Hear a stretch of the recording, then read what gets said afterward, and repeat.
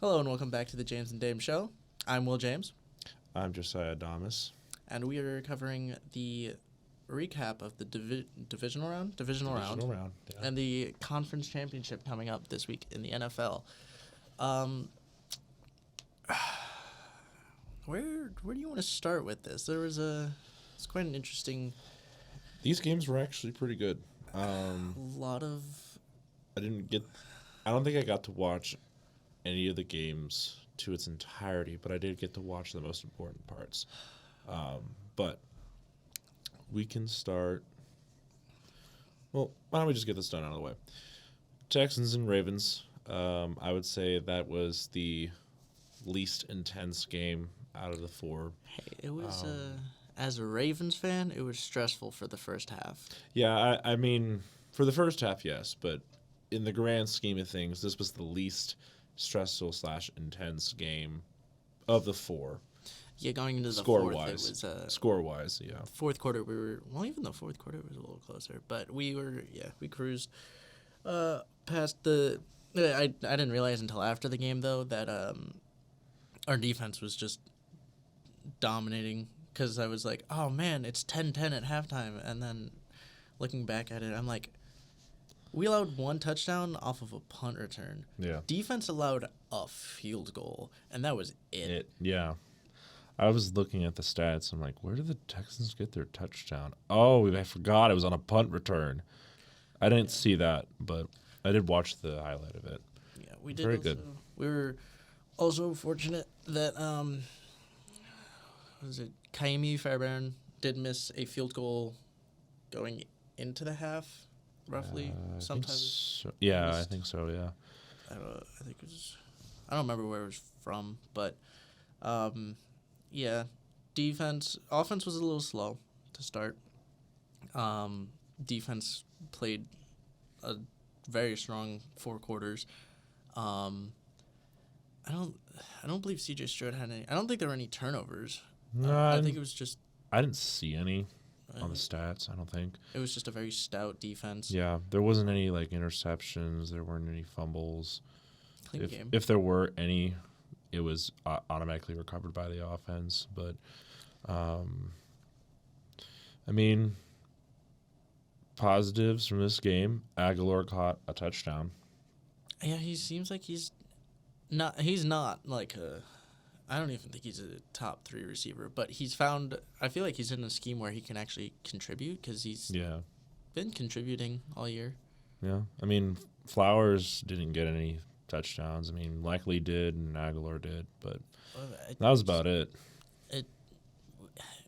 We didn't need to. I mean, You didn't really need to do that much. A large majority of this game, the offense again started pretty slow, but picked up in the second half.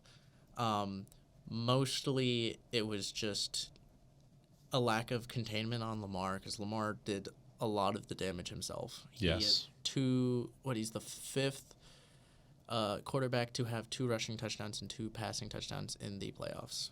Yes, because he rushed for 100 yards as well as passing for 152, which is pretty even, I would say, on both sides.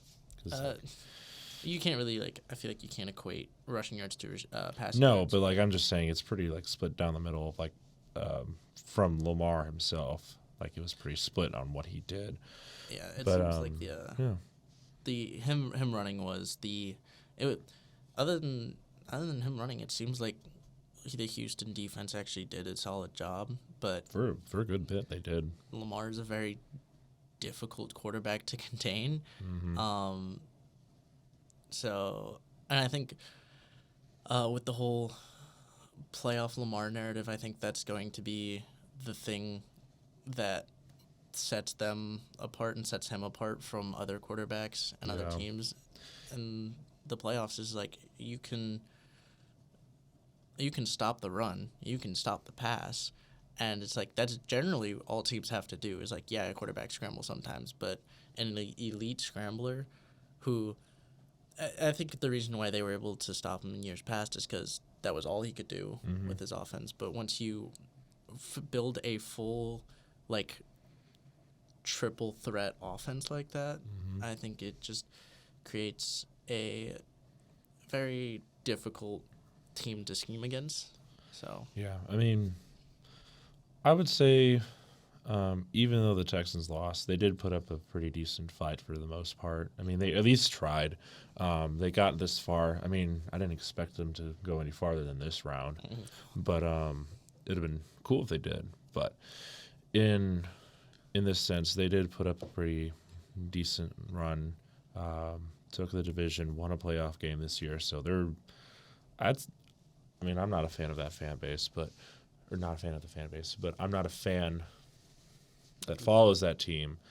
But I would say that fan base is pretty content of the progress they made this year, specifically around making sure that Stroud developed, having a pretty solid core with Singletary at running back, Collins as like the number one No, I think Tank is the number one wide receiver. He was out this year, but Collins is definitely like the next best option.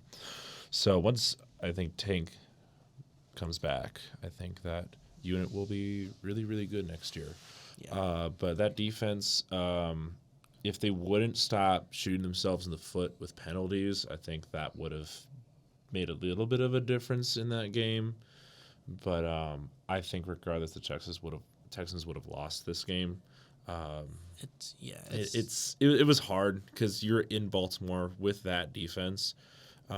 So I don't know, but I'd say that was a pretty good game. That was the game I watched the least out of because I was busy with other things in life. But the other three, I definitely did try to watch as much as possible. So yeah. I mean, there's not much news coming out of there. Ravens move on. Texans lost. I mean, that's about it. Ravens are hosting their first ever AFC Championship. Since, what was it? When was the last time that the Ravens hosted a championship? I don't even... No, it was the Baltimore Colts in 19... Oh, I'm going to butcher this. Is it 69 or 70? Where they played somebody in the championship and hosted. But I think that was the last time the Ravens held or at least Baltimore hosted an AFC championship. That's the thing is I don't remember if that's technically a part of Colts history, or if that's Ravens history. That's the thing I don't remember. Because I don't remember how that... Because I remember they were the Baltimore Colts. I don't remember if the Baltimore Colts turned into the Indianapolis Colts or the Baltimore Ravens. Because it was too split. I don't remember what happened. I was off by 1 year, 1971. They hosted the AFC title game. Who was it against? Be nice to know if Google would tell me right away. But the Ravens have a 2-2 record in the AFC Championship. So hopefully, I mean, you as a Ravens fan, it would be 3-2 next. I think the majority of the NFL is rooting for that as well. But we'll get to that here in a second. Moving on to the other AFC game, Chiefs and Bills. It's not. Kansas City does a very good job of doing well in the time that they need to do well. So that team looked different compared to earlier this year. The receivers are actually doing decently now. Harmon still fumbled.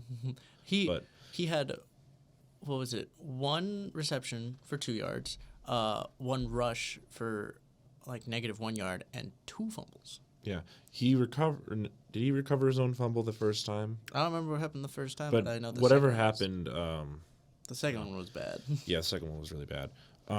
But I'd say overall the Chiefs did pretty well. I think it was mostly the defense that showed up that game, but the offense definitely did its work. Mahomes definitely sealed that game pretty well. Allen didn't have a terrible game either. No interceptions on Allen's part, which is really good coming from Allen. I mean, Shakir did decently. Kincaid did well. The one receiver that did not do as well was Diggs. He dropped probably one of the easiest passes thrown to him in a long time, and that would have changed that game probably, and probably favored the Bills to win if he caught that ball. I know Diggs was complaining earlier this year and previous years where he didn't get the ball enough, but then he goes and does that. I think in the situation it was that's all Diggs' fault. People online have been saying that it's all Allen's fault. I don't think in this game it is Allen's fault, mostly because he didn't throw an interception or he didn't do anything stupid for the majority of it. There were definitely some passes where I'm like, Allen, why are you throwing that?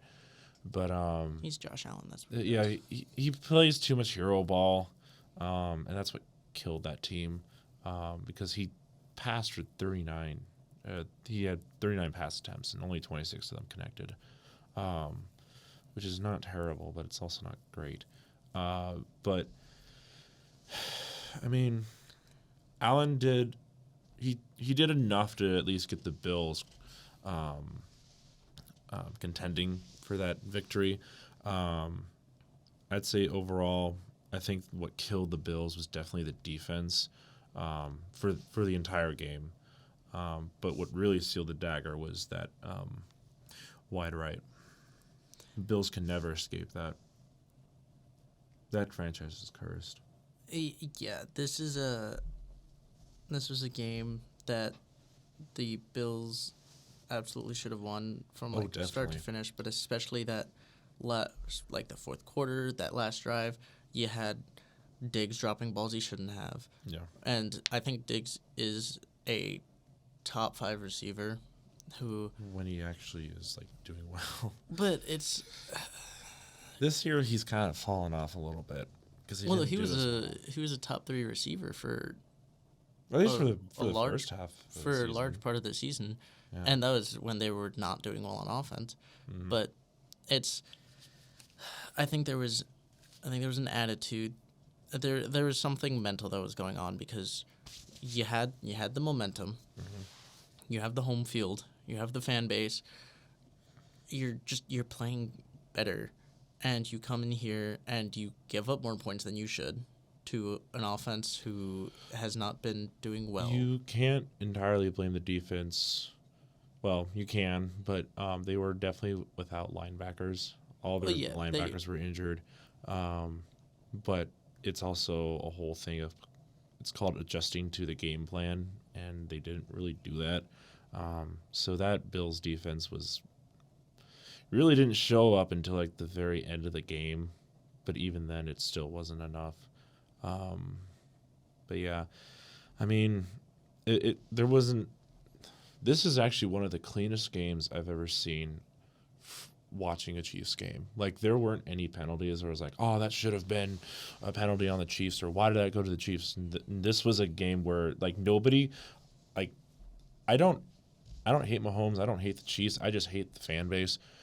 I just think that in this situation, this is probably the cleanest game I've seen from a Chiefs game that wasn't painting a scenario where, oh my gosh, the Chiefs are being helped by the refs. Nah, this was a game that the Bills shot themselves in the foot. This was brutal. The Bills, they shouldn't have lost this game, but they did. And Chiefs took advantage of it. It was a very clean game. And yeah. So, I mean, that's from my stance. But, I mean, Chiefs did pretty well. And I can't complain about the Chiefs being good at this point of the year because they show up when it's needed, and they're showing up now. So, how about no? They're still good. This is definitely the weakest Chiefs team since Mahomes has joined the NFL. I would think so. But the Bills didn't take advantage of it, so that's on the Bills. I feel bad for them because I really want them to get to a Super Bowl and freaking win one for once, but they're cursed. like it's the same thing. They're literally the Cowboys of the AFC, where they just cannot get over the hump. Dude, they even fed the pit. They even fed the pit, but it They- didn't even do enough. It was just from Allen to Diggs to Bass. I mean, I won't discredit Allen too much. He did have a phenomenal throw to Khalil Shakir Oh yeah, in the end zone. where Snead finally gave up a touchdown in the end zone the Huh. entire year, and it was against the Bills. Yeah, So- it was a good throw, good catch. So I mean, but that's like what you expect from Allen. He is considered like a top 5 QB. A lot of people are equating him to the Manning to Mahomes' Brady. As of right now, he's the Rivers to Brady right now. That's, In my opinion, because until Allen either finally beats Mahomes in the playoffs and or gets to a Super Bowl and wins it, he is going to be the Rivers to the Brady, because he has not won anything significant against Brady or Mahomes. so who's the Manning then? The Manning, I would say, would probably be Joe Burrow. That is fair. That is, I struggled. Because the people would say like the 3 people. Who's the Manning to Mahomes' Brady?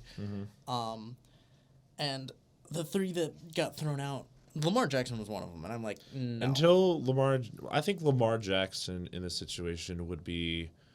Oh, let's see here. He doesn't. I don't think he has that rivalry with Mahomes. No, I think not the yet, at Chiefs least. and Ravens, they have some good games. Yeah, definitely. They've had some really good games, but I don't think that is they've not had the clashes that, or just like the freaking hot blood that the other 2 have with the Chiefs. No. I think Joe Burrow probably makes more sense because Joe Burrow can actually beat him in the playoffs. He has. Have they split, or have they played 3 times? It's either 1 and 2 favoring Mahomes, or it's tied up. I can't remember. Yeah, I don't remember. Because, I mean, Burrow did beat Mahomes 2 years ago and got to the Super Bowl. Oh yeah, and he didn't play And him the year then- before because he was injured. So it's 1-1. Yeah, it is 1 and 1. It was- 2020 was he got injured, so and then 21, Bengals won, and then Bengals won, and 22 then- last year. The so it's 1 and 1. Chiefs won. So I don't know. I would go. I'd probably say Joe Burrow, just because of the back and forth there. Yeah, I really want Allen to succeed. It's just coming into this offseason, I did look. Bills are going to have a really rough time keeping everybody together because of the salary cap and everything. So One of the things that I've been seeing, as much because I do like Stephon Diggs a lot, but he as a just player, it's like an attitude thing, and It's especially against definitely the an attitude. he's I didn't see it, but I heard someone talk about it where he did the same thing he did last time. Chiefs won the game, and he came back out on the field to watch them celebrate, and that's just like you're hurting yourself, like you're causing yourself more pain, and I wonder if that's like part of the reason why he didn't do well was because he was so in his own head. Yeah. And it's like, I really like him. I like him on the Bills. It just seems like he's, as far as how much he's being paid and how good he's really good. You'd love to have him around, but I think with the cap coming around and just his attitude and those like losing situations, I think it might just be mutually beneficial for them to move on. Yeah. Packers, 49ers, what was the score again? 27-24. No, 24-21. 24-21. Another kicker miss. And there's going to be, Packers are going to have some stuff to look at. Deebo Samuel went out with a shoulder injury. He's questionable against Detroit as it stands right now. But San Francisco didn't look They didn't look great. Which is it's I- gonna be interesting because it's really setting up the point of if San Francisco shows up, if they fix their shit next week, they deserve to go to the Yeah. Super Bowl and they'll be a good contender. If not, they might lose, and then there's a decent chance whoever does win that game just gets smacked around. But Yes.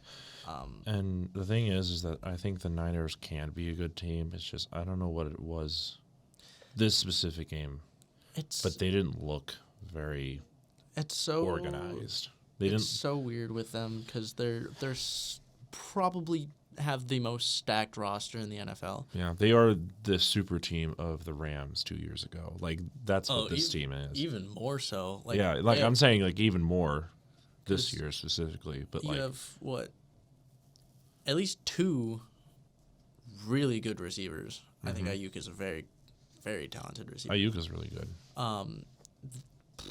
Best running back in the league. Yes. I know how you feel, but probably one of the more underrated quarterbacks in the NFL because he gets so much hate. I do like Purdy in the sense that I do wish him success for being Mr. Irrelevant and everything, basically. The issue I have with Purdy is not Purdy himself. He's a very humble guy. I've seen interviews. He's a very chill dude. I think he's a really cool dude. It's the media and the fans that make me want to hate him. And that's the thing. It's because the amount of times I've seen, oh, this guy's Mr. Irrelevant is too many times that I can count. It's really bad. And It's the Tom Brady storyline, but blown out. I mean, Tom Brady was a long time ago, which Yes. is part of it. But he I've seen arguments that he only does well because he has good players around him. How about Tua? Compare him to Tua, because Tua was on the verge of losing his job until they got Tyreek Hill, and they were like, "Oh, this is your test. You actually have weapons," because that is how you judge a quarterback. If they have weapons. do they do well Yeah, with them? and he does. So I think he deserves some credit there. Yeah. There's the system QB argument, which is like I still think that he is more of a system QB than he is a Mahomes, Lamar, Allen, Burrow because QB. he's not. He doesn't have elite agility, speed. No. He doesn't have all of that. But do you know who else didn't have any of that? Tom Brady, Peyton Manning, Phillip Rivers, Ben Roethlisberger. Yeah. You And don't need. you don't need agility to be on your side. And another thing is that like I'm just trying to figure out how I'm supposed to put this because it's like I can't hate Purdy as a player because he does well. I just hate the fact that there are people out there who think he's the next coming of like Brady or Manning or Rivers or whatever it is success-wise because I think he can do that. It's just I don't think he should get all the credit is my point because this team that is around him is literally a super team. I think any freaking quarterback would do not as well as Purdy, but do pretty decently in that position. I just think he fits that specific system very well, and that's why he's like, for a while he was debated to be the MVP of this year, at least earlier in this year, because he was actually doing really well. But again, you also like I see your point, but also at the same time, what did Brady do for the majority of his career? He had really good defense. He had maybe not as talented weapon. I mean, he had Randy Moss for a year, few but years, yeah. he maybe not as talented of an offense, but they also lean more on the run game, and I think Kyle Shanahan kind of sees that and tries to mimic it because he has that strong run game. He just also happens to have receivers who are good. But Yeah. Well, if you're going to make that argument, then I'm going to throw out the argument Tom Brady didn't have great receivers for most of his career. well, he How didn't- did he get to Super Bowls then? If you're going to say that Purdy is like, or at least for the people out there who are like, oh, he's the next Brady. Yeah, but is he the same player that could make something out of basically nobody receivers? People can't name half of the receivers that Brady's had over his tenure because they Well, were that's because he's nobodies. played for like 20 years. That's a lot of receivers. I know, but my point is that if you're with arguably the GOAT, you would think that, these big names would be following Brady, right? The same way like Kittle, McCaffrey, and all those people are like right behind Purdy. But maybe Moss and later in Brady's career, I mean, you had like Edelman and Gronk and everything. But Edelman, I guess Amendola. my point is that Purdy is not going to be anything like Brady, but Purdy has had a more accessible artillery to use during football games because Brady didn't have a whole lot for most of his career, I feel like. Yes, he had great defenses and everything, but Brady didn't have weapons like McCaffrey or Kittle or all those players for a majority of his career. So that's where I'm going to argue there. But I guess my point is that I am going to stick by the fact he is a system QB until, like, for some reason he gets traded and then does really well on a different team that isn't really a system.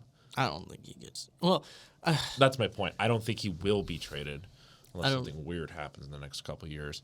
I don't know if you saw. There was a thing that I saw that was put out by ESPN that apparently in the offseason, the 49ers sat down with Brock Purdy and they were like, we're going to try and go out and get Tom Brady to come out of retirement. And you're going to sit behind him if we can do that. And Brock Purdy was like, oh, yeah. And also at the same time, he was like, the fuck kind of... after what I just did? So...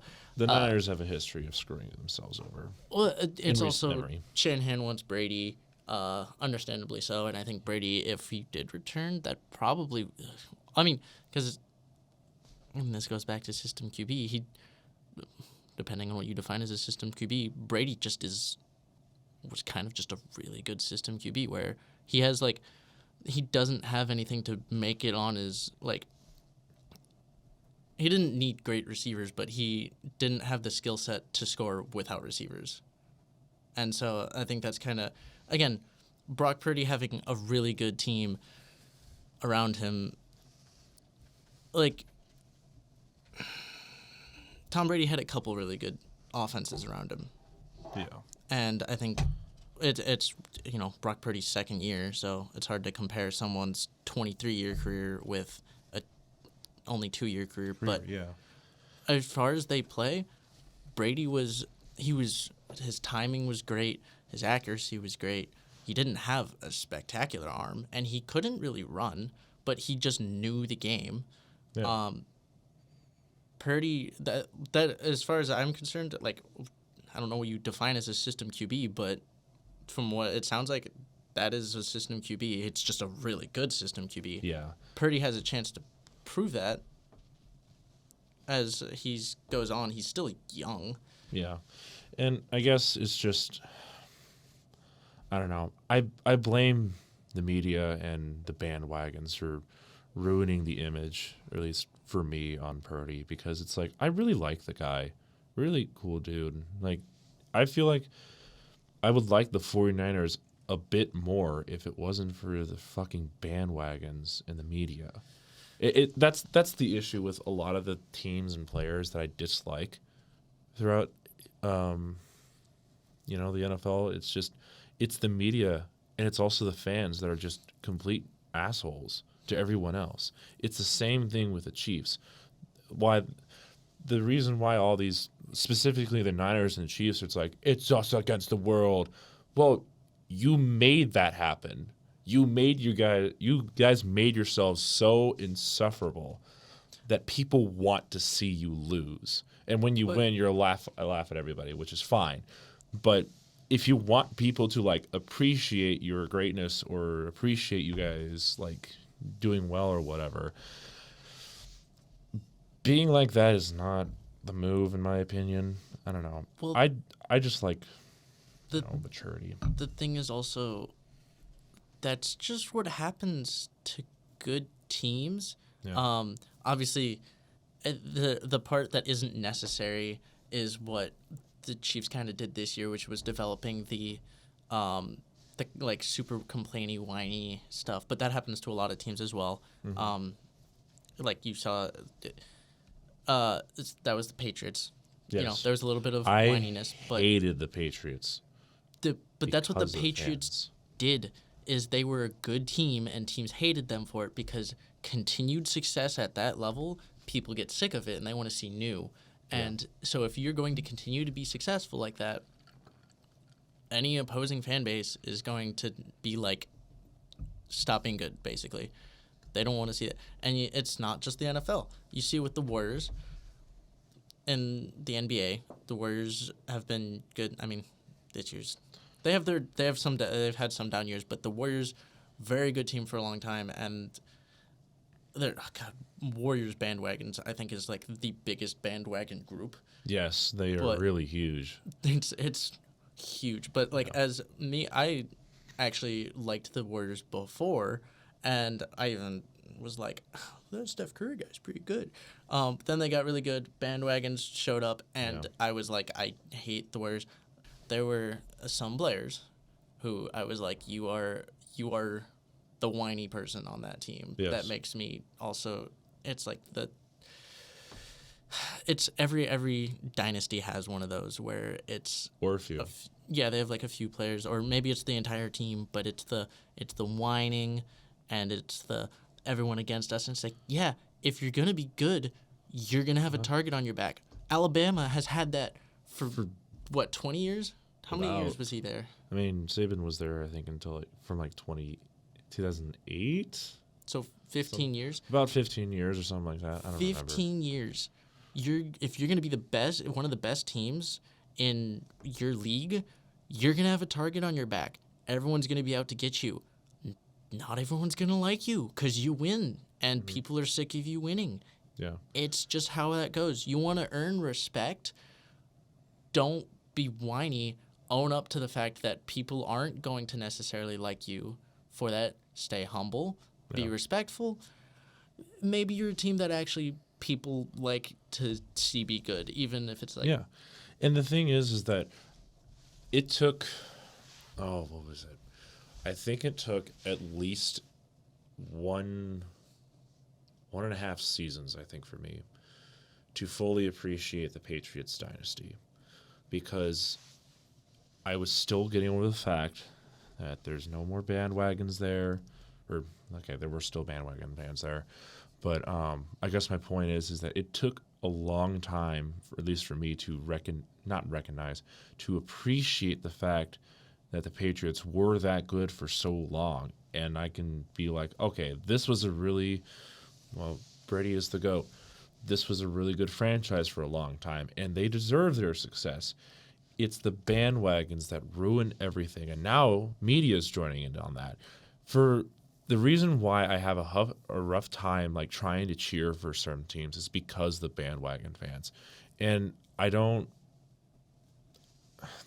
there's like a whole like definition of what you call a bandwagon fan and everything, but see, the thing is that I support the fan bases, not the bandwagons. And when the Chiefs went to that first Super Bowl with Mahomes and everything, and they won, I was like, yes, the city of Kansas City and that fan base in particular deserve that Super Bowl, because they've waited for 50 years waiting for that Super Bowl title. That fan base was starving, and they finally had it for the first time in 50 years. I was so happy they won their championship. I was like, finally, we got a new great quarterback. We can appreciate this new generation coming in, and hopefully I can watch this new generation without, having all this toxicity in the NFL fan base, and yet here we are. And the thing is that it's the same thing with Purdy as it is with Mahomes, where I respect the hell out of that guy, except for the time when he was bitching on the sideline, and for that one that one call during the Buffalo game earlier this year, that kind of tarnished his reputation to me. But other than that, I do respect the hell out of Mahomes. It's the fucking media and the bandwagons that make it so insufferable. And it's just, I want to cheer for Mahomes. I can't now because you guys are just fucking assholes. I don't know. It's just, I can admire greatness. I can't stand some people that support that greatness and everything. I don't know. I just have a rough time supporting a team that has such a toxic environment. I don't care if it's the players or it's the fan base or if it's the media. I just won't support them. Yeah, the thing with bandwagons is that you're always gonna have bandwagons. No, for sure. Around whoever the best team is. The thing with the media, you know, you're being in like sports media major, as I am. You know, I mean, I'm a sports media major, anyways. You see why the media does it, and it's because it appeals to the largest group, which is the bandwagons. And it also, it's not just that. It's also how many clicks can I get by poking the bear, basically. That's what it is, too. It's a combination of both, I would say. Well, yeah, because you get people who, you got the entire AFC West who's just like, Mahomes. And yeah, then they've suffered for 6 years at least. They're kind of tired of it. Yeah, they're just like, what are they talking about him now? And then you got the bandwagons who are just gonna sit there and be like, oh, well, they're not gonna really. They don't read anything. I guarantee that bandwagon fans don't read anything. But they don't care as long as they see. The thing is that bandwagons are kind of, I would say, some of the lowest scum of the NFL or just sports in general, because you're not committed to a team. You just hop from team to team and only pry off of the success of another team just because you happen to support them at the time. That's why I hate bandwagons. They're not loyal to any team. No, and the other thing, but I can also, you have to be careful how you could define it, because I love to watch good football, and I like rooting for teams that do well. Right now, I enjoy watching the Lions. They're playing good football. Oh, yeah. They're a fun team. But that's not bandwagon is blind loyalty to a team because you want the success that's associated. Yeah. And I had one of my worst encounters in high school with a bandwagon Patriots fan. Oh, I hated them so much. I was like, they were like, I'm a Patriots fan. I'm like, oh, so you're a bandwagon because you don't know football. And they're like, no, I know Patriots. And I'm like, all right, who's the running back for the Patriots? Want to know what their response was? What? Take a guess. Name one player who they may have named. Tom Brady. Yes. I was like, who's the receiver? Tom Brady. And I was like, you know nothing about this sport. Yeah. Don't act like you're a true Patriots fan. They're jumping on the hype train, and that's there is a difference between being a bandwagon and being a fan of just a team having success. Like, if I see the Lions win a Super Bowl, I'm just going to be happy for that city. They finally won it. That kind of thing. I'm not going to go there and be like, yeah, I'm a Lions fan. Look at us, when I was not there for the entire struggle. Like that, there's a defined difference. And I just hate people that just jump in when everyone's like, yay, we won. Yeah, we won. No, I hate those people. You weren't here for the hard times. Stop. Exactly. Like, half of these Chiefs fans are not Chiefs fans. They were there when Mahomes happened to win his first Super Bowl and just stuck there. I honestly believe or at least a good majority of the people that were bandwagons for the Patriots are now at the Chiefs. Oh, probably. They're the same people. I bet they are. Yeah. My favorite though is whenever you run into a bandwagon and they try to explain that they're not a bandwagon and they try and explain their backstory and it's like, oh, so I'm like, oh, so you're a bandwagon because you root for the best team, and they're like, oh no, my grandpa's sister actually lived in Kansas City for like 10 years, and it's like, No, did you follow the No. team for that long? Now the thing is, there are some cases where people are by association fans because there are people who are like, oh, I never lived in Detroit. I wasn't really like raised around Detroit, but my father was. And especially, I mean, I don't know if you saw, but after the Lions beat the Rams, there was a big coverage on two Lions fans who one was a 66-year season ticket holder. Yeah, that guy. Mm-hmm. And another was it was like a middle-aged guy who was a Lions fan because his dad was an extremely big Lions fan and was buried with a Lions jacket. He buried his father in a Lions jacket 20 years ago. And you might have seen him after the game. He was the guy. That one. He was the guy like shortly after they took their final knee. He was the guy who was just bawling his eyes out. Oh, it was that guy? It was that guy. Oh, I didn't know that. Because that's such like the one thing is your dad was an extremely big fan of this team. You had to bury him 20 years ago, and he had to live through all of that heartbreak. You had to live through 20 extra years of heartbreak in his honor, and you finally get to see this happen, and it's like that. I will never sit there and be like, I've been a lifelong Lions fan. I've always kind of rooted for the Lions because part of it is also like pity, but it's like, they're a fun team. They were garbage for a while, A long time. but I also like, and I think you've mentioned this is like underdogs. I love that, and I love to see this, but it's like that city went through so much heartache for so long, and I'm not gonna say I'm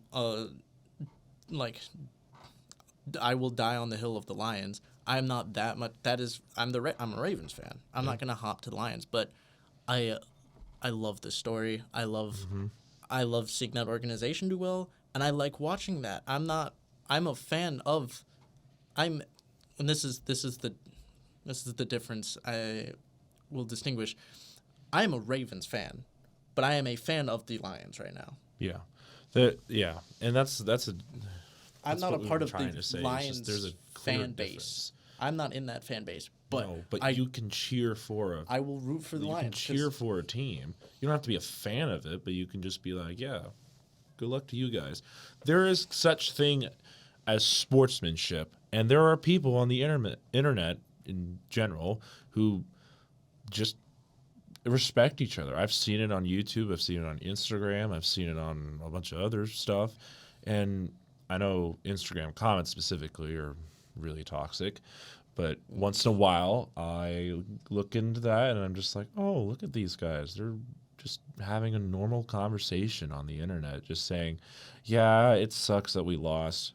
And then another person's like, yeah, I mean, you guys did put up a good fight. I hope you guys do well next year. Like, can we see more of that instead of this fucking bullshit that we see where it's like, Mahomes is better, Brock Purdy is the next Tom Brady kind of shit. And it's like, I understand, like, that's fine with comparisons, but it gets so overblown that it's just like, we can't have just nice conversations anymore. It's funny just because, like, in reality, it's like 80% of people are the respectable people. Yeah, it's the just loud the ones. It's the like 20%, maybe even less, are the ones who are going to argue and have the radical arguments, and that's what's going to get all the attention, and the respectable people are not going to sit there and be like, oh, I'm going to be petty back because they're respectable. It's the people who are equally as radical who don't care what they put out on the internet from the other side that are going to argue with them, and the respectable people are going to sit there and go, man, social media sucks. Yeah. But It does. that's the majority of people. Yeah. It seems like, and that's what sucks about social media. Especially, I see it all the time on Twitter. Mm-hmm. As like majority of people are like, "Well, all this stuff sucks," and I'm like, I guarantee you, 80 to 90% of the people who have looked at this sat there and went, "What is wrong with you? Like, why do you put this out there?" Yeah. See, the thing is the reason why I go on the internet and like look at Instagram specifically when it comes to sports and everything, it's not because I feel obliged to. It's because I want to see stories. I want to see like topics. I want to see what people are thinking about in a respectable way. Because both of us are in the sports media major. I think we've both learned that in order to understand everything about the sports world, you need every angle, you need every perspective, and that's why I look at social media, specifically in the sports realm, because it's like that's where all like the content is, or at least a good portion of it is, anyways. Because there's all these stories there. We got really sidetracked. Very Oh my sidetracked. gosh. Um, Anyways, the final game. Can we move on to the final game? yeah, we can move on to Detroit and Tampa Bay. A really close game. I watched the majority of that from, I think it was like second quarter to like the end of it. I'd say it was pretty close the entire time. There wasn't like any like one side really had a clear advantage for most of the game. It was more back and forth for a bit. At least that's what I saw. But then it definitely came at the end where the Lions did definitely pull away at a certain point. Mayfield did try to do something, but obviously that ended in a pick. But yeah, overall, good day on both sides. I mean, stats are definitely doing great on both sides. I will say that I did find it funny that Mayfield got intercepted by CJ Garner, and he gave the ball to Mayfield after he picked it off. I think that was pretty funny. But obviously, Weren't you the one that said that CJ needed to keep his mouth shut? yeah, I did say that because it's like if you really want people to appreciate you as a team, you need to stop talking shit. I mean, that's part of the And- sport, though, is a little bit of trash talk. I'm fine It's with a little bit of trash talk. It's just when it goes so overboard. But I think in His that etiquette case, was that is a very light form of trash talk. But then it's the internet that blows it out of proportion. Anyways, but good win for the Lions. They're finally going to an NFC Championship for the first time in a long time. So yeah, I mean, nothing really much from that game. Did Well rounded. you see Todd Bowles forgot that he was, in fact, not Dan Campbell? Yeah. Yeah. I love, I And love then that. there was something on the internet saying that the Buccaneers had a timeout that they didn't use, but a lot of people are saying no, it was a Well, what do you call it? Broadcasting error where they accidentally had an extra timeout or whatever it was. it's also possible that they actually just had. If you have one timeout, but you throw a pick with under 2 minutes, you're not getting the ball back. No. So you're it's not. possible that he just didn't use it Just- because it didn't matter. Yeah, in either situation, but Like, and there are teams that will, I mean, someone did it. I don't remember who it was, but that is the thing is like, some coaches, they know they're not getting the ball back, they're not getting the ball, but they will call timeouts anyways, yeah. and it is extremely petty and immature. The mature thing as a coach is owning up to the fact that, oh, this game is over, we lost. Oh, yeah. I'm not going to call timeouts and waste time if they're just kneeling the ball. So It's a mature move. Which I appreciate coaches owning up to their mistakes. Unlike apparently LaFleur threw Carlson under the bus with like a comment he made either during not halftime, after the game or whatever it was, and then he backpedaled and said, "No, that's just the media and everything." I didn't get the whole story. Did that actually happen? So I know the quote that came out, and I didn't hear anything about him trying to backpedal. The thing is also, it's hard. So the quote was, I'm not gonna be able to recite it verbatim, but he basically was talking about how Anders Carlson, whenever he goes out to take a kick, they're praying that. Yeah, that's which, the quote that I did see. As a Nebraska fan, we can relate, but it's one. Yes, that I understand that Packers fans as a whole have been doing that. He missed 17 kicks all year, which is not phenomenal. No. And it's stressful, especially for an organization that has struggled with special teams. He is a rookie kicker. Him trying to backpedal. If quotes like that, they come straight after a game. There's a lot of raw emotion, and he doesn't. You just say things like that. Yeah. If someone's gonna talk about a kicker, you might let something out like that might imply that you don't trust your kicker. But it's like, who doesn't hold their breath when you go out for a kick like that? Like, my team's kicker is Justin Tucker, and I still have to sit there and go, oh Is shit, he gonna make it? he does, and I'm like, oh, Thank God. I have Justin Tucker. But I mean, it doesn't matter in any sport. You just hold your breath, and your team hopefully wins because that's kind of the point of sport. That's part of it, and it's like, again, you're taking the ground and running with something that came after a heartbreaking loss, and he's a rookie kicker. That's the other thing. He's not a vet where you can go out there and be like full 100% confidence.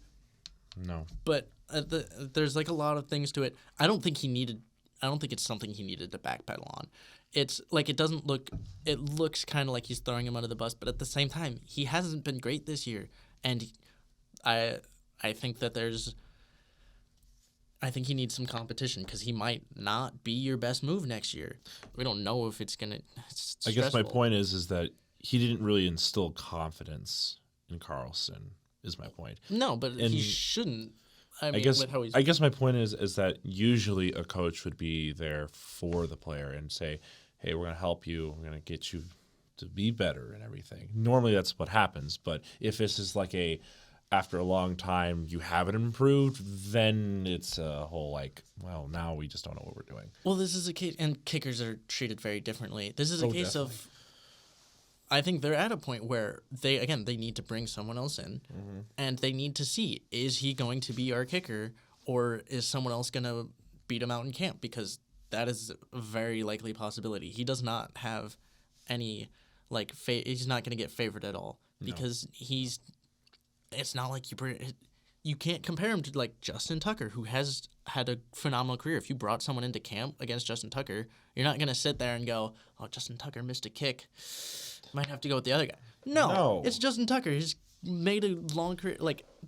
It is. I think it's completely fair. I know it is going to kind of hurt for Anders Carlson, but it's like you need to. He's had accuracy issues, not just in the NFL, but even in college. He's got a good leg, but he needs to get the accuracy down, and until you do that, you are subject to criticism. Yeah. So, I mean, it's constructive criticism anyways. It should be, I would say. And hey, let me help you. I'm sure he's getting that. It's just something like that, especially after a frustrating loss, where they had a field goal that could have, after the 49ers touchdown, that could have only tied the game. But you missed a field goal that allowed that to take the lead. That kick has a lot of meaning in that game now, and that's on you. You have to own up to that. And if you're not going to own up to that, you're going to kind of get... Now, if Anders Carlson went out there and went, yeah, I messed up, I missed a kick, whatever, and then, LaFleur went out and went, yeah, it was just, we don't know if we can trust him, then it's kind of like, if he's going to own up to himself, maybe kind of defend him a little bit. Yeah. But he hadn't gone out and said anything, and obviously he's a kicker, he's not going to get that much attention. But I don't think it's completely unwarranted, and I feel like there's a lot. Obviously, you want coaches to believe in your players, but there's a lot of people who are like, if any little thing gets said that it's like, oh, they don't believe in this person, it's like, well, not necessarily. He's just expressing that there's been concerns and that maybe they don't have complete trust in him with how he's been playing. Yeah. And that is fair. The quarterbacks get benched for that stuff. Yes. And for a coach to bench a quarterback and then go out there and be like, "Oh no, we still have 100% trust. We just wanted to go a different direction." You didn't trust him in that game. No. And I don't know why. That's just the sport. Yeah. You got to play the best guy on the field. Mm-hmm. And if that isn't you, that's really tough. Yep. You got to work at it, be better, and maybe you'll come back at a later point. But you got to earn your spot. You don't get to just have that spot, and you're not gonna be unsubjected to criticism. Which I haven't seen anything from Carlson even complaining. I know that people have probably blown it out. I think he's just taking it in right now and just kind of trying to figure out what he's gonna do going into next year. But kicker's a really tough position because it's they have a really hard 98% mental. Yes, it's a purely mental position, and it's tough. But anyways, conference championship predictions. This is the first time where we can just say what the next game will be without going over every single game, because there isn't like 15 games to cover. It's just 2, and we can just say, yeah, these 2 are going to the Super Bowl. Anyways, so I will go first, of who is going to go to the Super Bowl. From the AFC, I have the Ravens. What? From the NFC, I have the Lions. Yeah. We'll dive into that here once I hear your predictions. Obviously, I'm Ravens, not just because, yes, because I'm gonna pick them regardless of what's going on, but also, come on, they were the most dominant team at the end of the regular season, and they showed that they're very dominant. They played dominant last week. Yes. I think they looked the most dominant out of any of the teams. Again, they had the most comfortable win. Mm-hmm. I think that most people are going with the Ravens. Obviously, it's not. It's the Chiefs in the AFC Championship. It's not going to be an easy match. No, it's not. And it's a lot of reason for concern because playoff Pat Mahomes is not fun. But no. But the thing is that this is the first year where Mahomes has had to play 2 away games for the first time. And the thing is that Mahomes is finally playing away for the first time. And the thing is that this is in Baltimore. This is not at home. So I don't know. I think the Ravens, obviously home field advantage is everything, and sometimes it doesn't work. But the point still being, it was the better team. Ravens are obviously the better team. They're functionally better. They are definitely more talented. They're better prepared at this point. Yes, the Chiefs do have Mahomes and his ability to be clutch in the playoffs, but is that enough for the entire game? So I think the Ravens will definitely be on top. If the Chiefs do win, it's just because they're the Chiefs. That's all I'm gonna say, because I can't doubt them. They're good. They're not as good, but they're good. Yeah, and they're do well in the playoffs, and it's just it's tough. Yeah. And I was also looking at betting lines, and Baltimore is a 3.5 point favorite. Mm-hmm. Which I thought that was surprising, because Detroit, San Fran is a 7 point favorite. Mm-hmm. And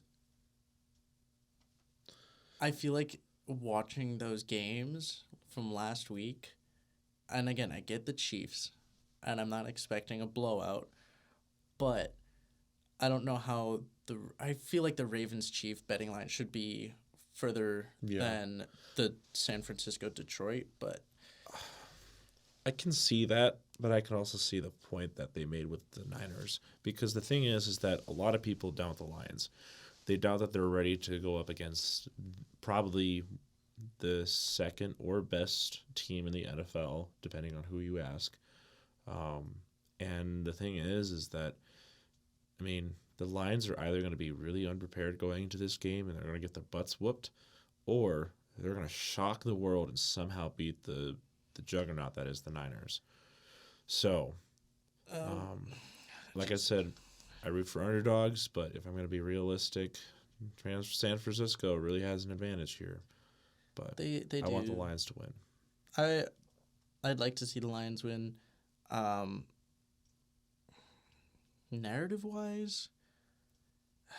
Narrative-wise, the worst.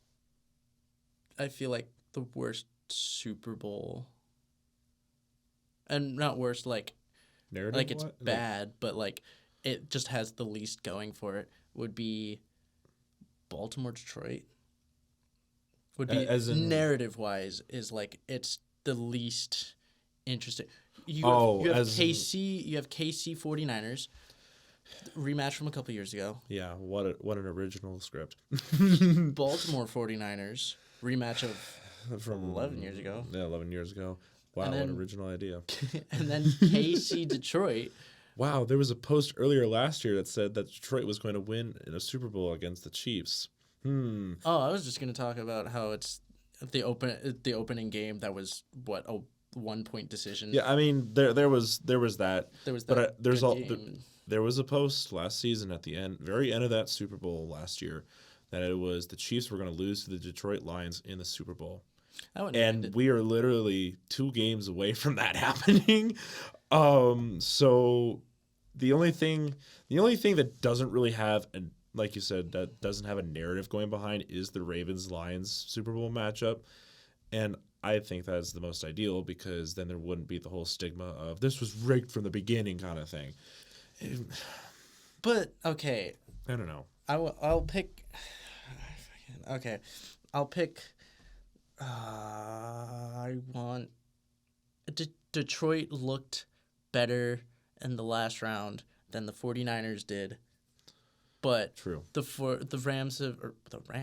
Lions, while having better wins, I don't know. Watching some of the games, the game against the Rams, the game against the Buccaneers, it's like these are not Super Bowl teams, and you can't you struggled over them. And yes, you're getting gritty wins because you haven't been to the playoffs in forever, and this is just this is to be expected. But the 49ers are not of the same competition, and the 49ers just have to get their stuff together. They played the Packers, who I can't fault the Packers. They were having a very good playoff run.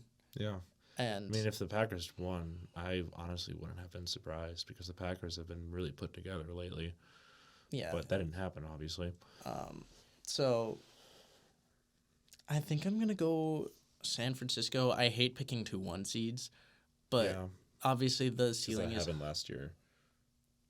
Eagles and Chiefs were the 1 seeds last year. Okay. Yeah. I couldn't remember if Anyways, it was 49. but yeah, I understand your point. I hate going with the 2-1 seeds, but the 49ers have more potential. They play at a higher level when they're playing well. They're playing at home, and the Lions' offense was struggling against Tampa Bay for a long period of time in that game. Yeah, but they had a rhythm, but it was a very, very slow to get going rhythm. It took them a while to get going, and you're playing against Tampa Bay, who has a pretty decent defense, Yes, they have a really good defense.